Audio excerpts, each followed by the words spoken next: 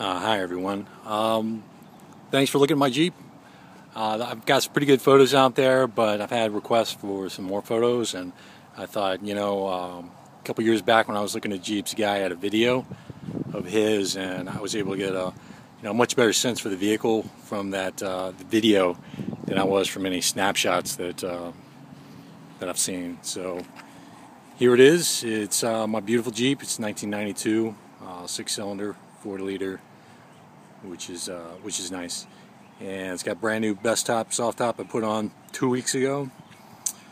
Let's see, we've got Firestone 37-inch MTRs, 15-inch wheels. Those are the worn locking hubs. I keep them open most of the time, just better fuel economy and less wear. And I haven't cleaned this thing for video, guys. This is what it looks like all the time. It's love bug season here too, which kind of sucks. But Ford, or the Warren 8000 up front, very powerful. Custom bumper with welded D-rings and high intensity lights. Those things are pretty ridiculously bright. Let's see. I want to show you this one condition issue. The body of the Jeep is in great shape, but like most YJs, it has developed some rust right underneath the hinge on the passenger side. Driver's side is fine, and actually this Jeep's better off than most, because most of them are the whole frame around the windshield is usually rotten, and this one's in good shape. So you're probably looking at a couple $100, 300 tops, depending on your area, to get that fixed. It's the only reason I haven't listed this thing more than 10,000, honestly, because if it wasn't for that, it'd be a time capsule, right? So let's take a look underneath here. Okay, so Dana 44 with an aux locker. It's a pneumatically engaged locker. That's what that line coming out the top is there. Let's see, we got an HD tie rod with Hymens for some more articulation and just a heavier setup in general. And you'll notice that the suspension's pretty flat, so it's been modified. A lot of guys, they lift their Jeeps and they don't modify the geometry of the suspension, and that makes it practically undrivable. So this one, you can see that the drag link is almost parallel with the tie rod, and that's what you want to see. So it's got that drop pitman, and also they re-welded the axle tubes, so the caster is set properly, so this thing will right itself as you're driving along. You notice the whole undercarriage here, frame, all chassis parts are coated with Por 15, and I've got chassis black on anything exposed to the sun, so you don't have to worry about it fading and cracking over time. So let me show you the back end of this. Okay, so you'll notice that it is the high pinion Dana 44 and the high pinion Ford 9-inch rear. That's pretty rare. You've got to look pretty hard to find that or find them separately. And the guy I bought this from said that they originally came out of the early 80s Ford truck, which sounds about right. But the back and the front are both 488 gear ratio, and that's plenty for these 37s. So it's got a lot of nice torque, but I still drive this thing on the road all the time. Let's see, I won't show you anything up front. You'll notice the shocks, the Skyjacker shocks, are actually pretty new, but Skyjacker's paint absolutely sucks, so they got some rust on them. I didn't bother with it, but you could rattle can that away if you wanted. But I figured by the time they're actually rusty, it's time to replace them anyway. Got like a little indicator. So the drive shafts, HD U-joints, and I have a complete spare set of these. And if you've ever had drive shafts made, you know just how expensive that is. And right there, actually that's not it, but there's a slip yoke eliminator, so you don't have to worry about tossing a drive shaft when you're out off-roading. So you can see the Curry housing here, and Curry label. It has the got a Detroit locker. It's their soft locker, which makes so it's very drivable on the road, but yet this thing does lock up very nicely when you need, I can tell you that. Again, that skyjacker paint, oh well.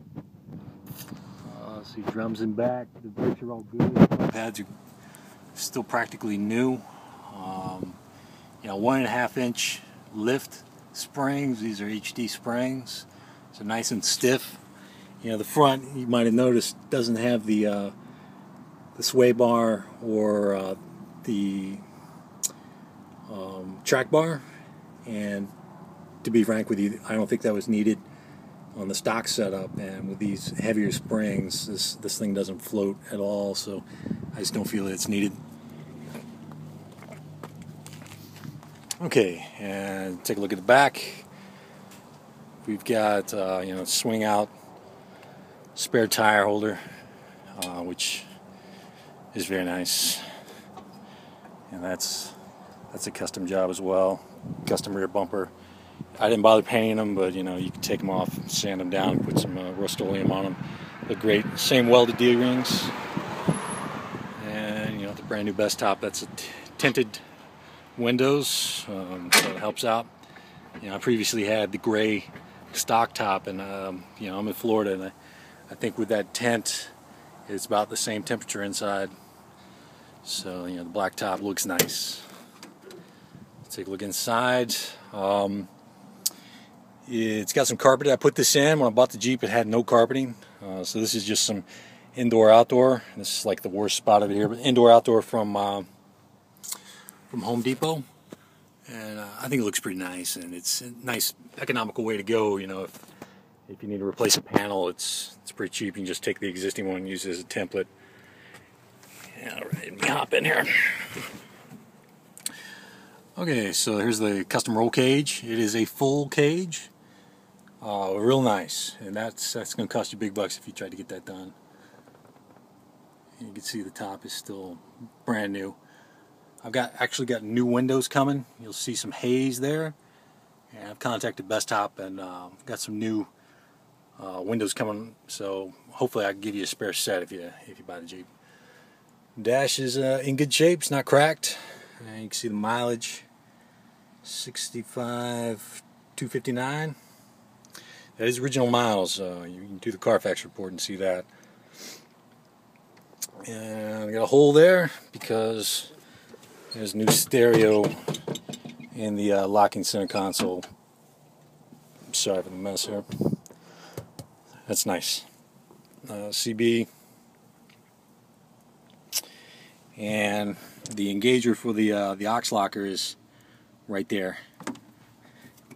It's their standard. Just loosen that, pull it up. Okay. And let me take you out for a little drive here so you can hear the engine.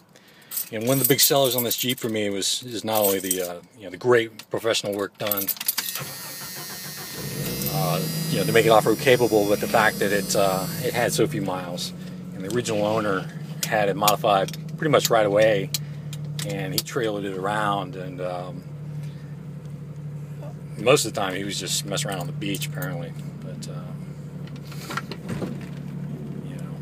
low miles, so the engine's in great shape. I'm just going to let you listen to that.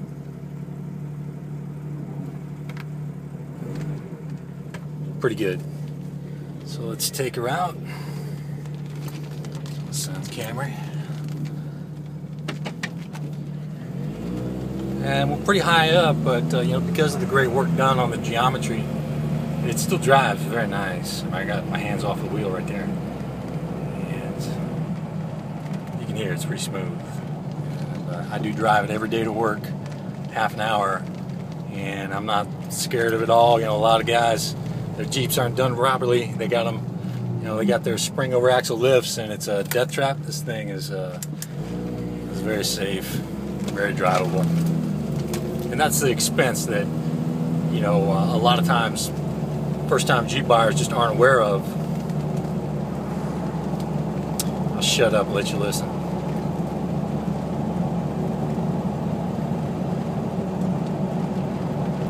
It's in good shape. I'm not going to take you out on the highway here because I'm nowhere near one, and I My gosh, I think this phone might be overheating. Might cut out in any second, guys, but I'll go as long as I can.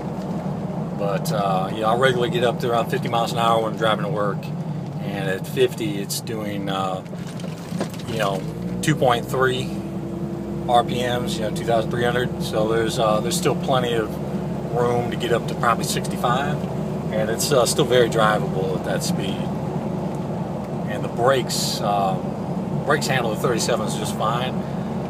I've never locked them up, but you know, really you don't want them to lock up. But I sure have had to slam on them in a hurry, and it stops just fine.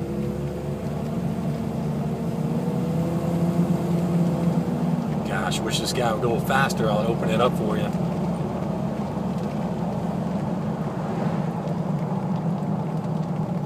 Just hang on a little more second. I'm gonna get out to this main stretch here and open it up so you can, you know, hear the engine respond. There you go. So it's a 3-speed automatic. It's a stock transmission, which is actually one of the more desirable ones. The 3-speed. No overdrive. It was rebuilt around 16,000 miles ago, and it has the fluid radiator. So you know, if you're out rock crawling and relying on that torque converter to help you over the hill, you don't have to worry about it, you know, overheating and dying. So, which can get kind of expensive. That's another nice feature. There we go.